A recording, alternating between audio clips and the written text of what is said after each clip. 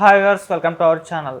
CM Revanth Reddy గారు రీసెంట్గా ఒక సభలో మాట్లాడుతూ తన తర్వాత ముఖ్యమంత్రి అభ్యర్థిగా ఎవరైనా ఉన్నారు, ఆ అర్హతలు ఎవరికైనా ఉన్నాయి అంటే అది కోమటిరెడ్డి వెంకటరెడ్డి గారికి అని చెప్పేసి ఆయన చెప్పడం కాస్త చర్చనీయాంశమైంది. అంటే కాంగ్రెస్ పార్టీలోనే ఇది విభేదాలకు తావిస్తుంది ఇటువంటి వ్యాఖ్యలను కూడా చాలామంది అంటున్నారు. అసలు ఏ ఉద్దేశంతో ఆయన ఈ వ్యాఖ్యలు చేయడం జరిగింది, నిజంగా కోమటిరెడ్డి వెంకటరెడ్డి గారే నెక్స్ట్ సీఎం అభ్యర్థి అన్న వ్యాఖ్యలు కూడా వినిపిస్తున్నాయి. సో ఇదే అంశం డిస్కస్ చేయడానికి ప్రజెంట్ మనతో పాటు సీనియర్ జర్నలిస్ట్ జయదేవ్ గారు ఉన్నారు. వారితో ఒకసారి డిస్కస్ చేద్దాం. సార్ నమస్కారం. సార్ నమస్తే. సార్, రేవంత్ రెడ్డి గారు అంటే తన తర్వాత అర్హతలు ఎవరికన్నా ఉన్నాయంటే అది కోమటిరెడ్డి వెంకటరెడ్డి గారికి అని అంటున్నారు. అంటే ఇది కాస్త చర్చనీయాంశంగా అయింది, కొంతమంది దీన్ని విభేదిస్తున్నారు కూడా. మరి మీ ఒపీనియన్ ఏంటి? అలాగే ఆయన ఇంకో మాట కూడా అంటారు, కాంగ్రెస్ ప్రభుత్వం ఉంటేనే ఫ్రీ బస్ ఉంటుంది మహిళలకు, లేదు అంటే ఉండదు అని చెప్పేసి అంటున్నారు. అంటే ఫ్రీ బస్ కోసం ఓట్లు అడుగుతున్నారా అని చెప్పేసి కూడా విమర్శిస్తున్నారు. అంటే మీకు ఓటేస్తేనే ఫ్రీ బస్ ఉంటుందా అన్నట్టు. మరి మీ ఒపీనియన్ సార్ ఈ వ్యాఖ్యల పైన? ఇవన్నీ ఎన్నికల వ్యూహంలో భాగంగా చూడొచ్చు తప్ప దీంట్లో పెద్దగా చర్చించుకోవాల్సింది ఏం లేదు. ఎందుకంటే అక్కడ కోమటిరెడ్డి గారిని ఎన్నికల క్యాన్వాసింగ్ సమయంలో హైప్ చేయాలి, ఆయన ఇంద్రుడు చంద్రుడు, ఆయన పెద్ద ఇది, అదే ఆయన అభ్యర్థిత్వం ఎవరికైతే సపోర్ట్ చేస్తున్నారో వాళ్ళ ద్వారా బాగా హైప్ తీసుకురావడం కోసం, అభ్యర్థిత్వాన్ని కానీ లేదంటే ఆయన బలపరిచే వ్యక్తిని కానీ బలపరచడం కోసమే ఇటువంటి వ్యాఖ్యలు చేసిన సందర్భం. కానీ జనరల్గా ఆయన ముఖ్యమంత్రి స్థానంలో ఉండి నా తర్వాత ముఖ్యమంత్రి అయ్యే హోదా అనేది కొంచెం దుమారం రేపే అంశమే. జనరల్గా క్యాజువల్గా కూడా అనుండొచ్చు, కానీ రేవంత్ రెడ్డి గారు అలాగా ఒక స్టేట్మెంట్ ఇచ్చారంటే దాని వెనుక చాలా కారణాలు ఉండుంటాయి. కాకపోతే మరి ఫ్లోలో అన్నారా లేదంటే లేదంటే స్లిప్ అయ్యారా అని తెలియదు.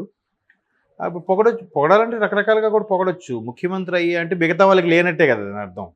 పేర్లు పెట్టకపోయినా, ఎందుకంటే ఆ రోజు ముఖ్యమంత్రిగా పేరు రేవంత్ రెడ్డి గారి పేరు అనౌన్స్ చేయకముందు కూడా ఇక్కడ హోటల్లో, అవుట్కట్స్లో ఉండే హోటల్లో అందరూ అభ్యర్థులు పెట్టినప్పుడు కూడా ఆయన కూల్గా ఉన్నారు. ఒకవైపు భట్టి గారు కానీ ఉత్తమ్ కుమార్ గారు ఢిల్లీ వెళ్ళి అక్కడ అధిష్టానంతో చర్చ జరపడానికి వెళ్ళారని కూడా టాక్ వచ్చింది. అప్పుడు కూడా కొంతమంది ప్రత్యేకమైన విశ్లేషకులు ఏం చెప్పారంటే, ఈయన కన్ఫర్మ్ అయింది కాబట్టి ముఖ్యమంత్రి పీఠం, అందుకే ఈయన ఢిల్లీ వెళ్ళలేదు.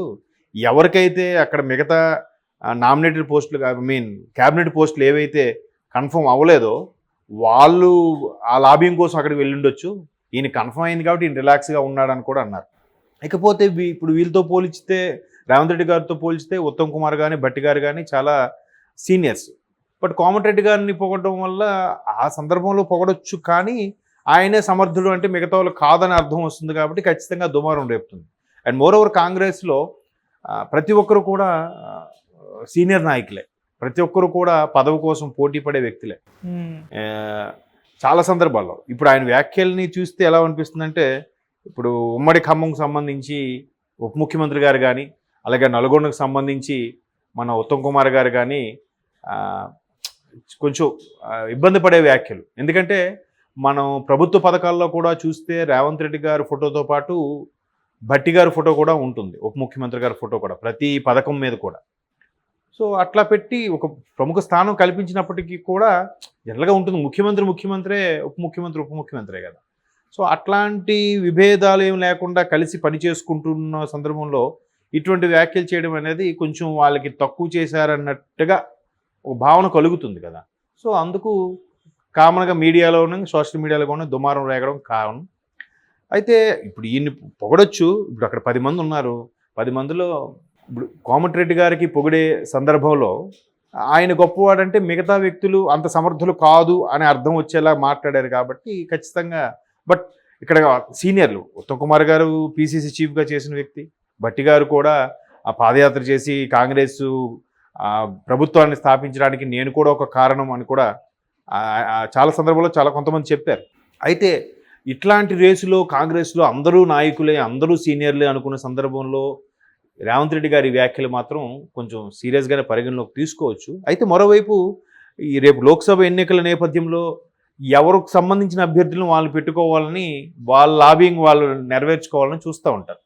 సో ఆల్రెడీ ఖమ్మం టికెట్కి సంబంధించి ఇంతవరకు ఖరారు కాలేదు. ఖమ్మం ఒకటి, హైదరాబాద్ కూడా ఇంకా ఖరారు అయినట్లేదు.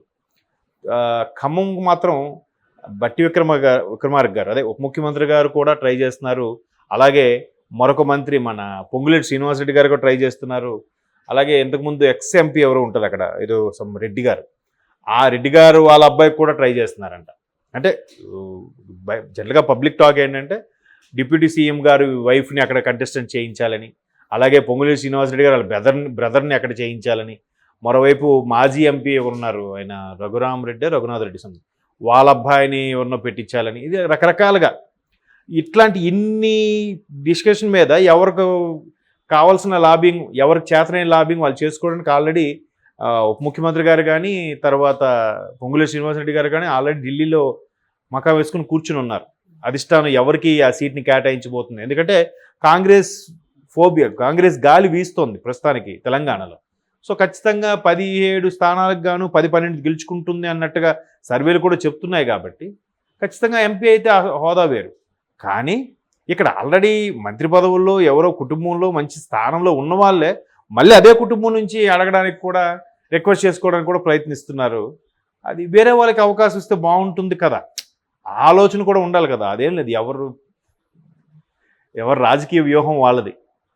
కాబట్టి అలాంటి సందర్భంలో కూడా అసలు ముందు లోక్సభ ఎన్నికల ముందు ఉంటుండగా నా తర్వాత ముఖ్యమంత్రి అయ్యే అభ్యర్థి ఆ స్థాయి వ్యక్తి కోమటిరెడ్డి అని చెప్పడం కూడా మిగతా సీనియర్లైన నల్గొండ మంత్రి గారికి కానీ, మన ఖమ్మం మంత్రి గారికి కానీ కొంచెం ఎబ్బెట్టుగానే అనిపిస్తుంది. ఇదిలా ఉంటే ఇప్పుడు ఈయన వ్యాఖ్యలు చేయడం వల్ల బీఆర్ఎస్ వాళ్ళు ఎట్లాగో కాంగ్రెస్ రేవంత్ రెడ్డి గారు బీజేపీలో కలిసిపోబోతున్నారు, ఆయన అక్కడికి వెళ్ళి ముఖ్యమంత్రి అయిపోతారు అనుకున్న టైంలో ఒకవేళ అలాగానే ఏమైనా జరిగితే, లేదు కాంగ్రెస్లో కొంతమంది బీఆర్ఎస్లో కానీ చేరిపోతే, అప్పుడు మరి రేవంత్ రెడ్డి గారు ముఖ్యమంత్రి పదవి పోతే అప్పుడు మళ్ళీ కోమటిరెడ్డి గారు ముఖ్యమంత్రి అవుతారా అనే అర్థంలో కూడా మాట్లాడినట్టు అనిపిస్తుంది. ఇప్పుడు చాలామంది బీజేపీ వాళ్ళు కూడా ఏం మాట్లాడతారు, లోక్సభ ఎన్నికల తర్వాత ఏదైనా జరగచ్చు, ప్రభుత్వం కూలిపోవచ్చు అని రకరకాలుగా మాట్లాడుతున్నారు. మేబీ ఒకవేళ ఈయన్ని తప్పిస్తే నెక్స్ట్ స్థాయి వ్యక్తి కోమటిరెడ్డా, లేదా నెక్స్ట్ ఎలక్షన్స్కి కోమటిరెడ్డి గారి పేరు అనౌన్స్ చేస్తారా, అలా చేయడానికి కూడా చెప్పలేము. ఎందుకంటే రాజశేఖర రెడ్డి గారి హయాంలో 2 సార్లు రాజశేఖర రెడ్డి గారి పేరునే అనౌన్స్ చేశారు కదా, అప్పుడు కూడా కాస్త ఉత్కంఠత ఉండేది, ఒక 1 or 2 days. సో అలాగా కాంగ్రెస్లో అసలే దాన్ని ఏమంటారు, వర్గపోరు, లేదంటే నేనే సీనియర్ నాయకుని, నాకే పదవి ఇవ్వాలి, అలాంటి తలంపు ఉండే నాయకులు ఎక్కువ ఉంటారు. ఎందుకంటే రేవంత్ రెడ్డి గారి పేరు ముఖ్యమంత్రిగా ప్రకటించక ముందు మన ఐటీ మినిస్టర్ ఎవరు శ్రీధర్ గారికి ఇలాగే ఒక మీడియా జర్నలిస్ట్ సోదరుడు అడిగితే, ఇక్కడ అందరూ సీనియర్లే, అందరికీ ముఖ్యమంత్రి అవ్వాలని ఉంటుంది, బట్ అధిష్టానం ఎవరిని డిసైడ్ చేస్తే వాళ్ళే అవుతారని కూడా ఒక స్టేట్మెంట్ ఇచ్చారు. సో అది వాస్తవం. అంటే కాంగ్రెస్లో ఆ పోటీతత్వం ఎక్కువ ఉంటుంది, అదొక హెల్తీ అట్మాస్ఫియర్. పోటీతత్వం సర్వసాధారణ రాజకీయాల్లో పదవులు అధిరోహించాలి, పదవుల్ని చేయాలి, నేను ఒక పట్టు సాధించాలని ఫీలింగ్ ప్రతి ఒక్కరికి ఉంటుంది. బట్ అది కాంగ్రెస్లో ఎక్కువ ఉంటుందని చాలామంది విశ్లేషకుల అభిప్రాయం.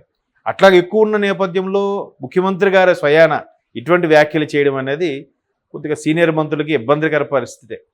అది మరి ఎలా దారి తీస్తుంది అనేది చూడాలి. Okay sir, thank you so much. Thank you.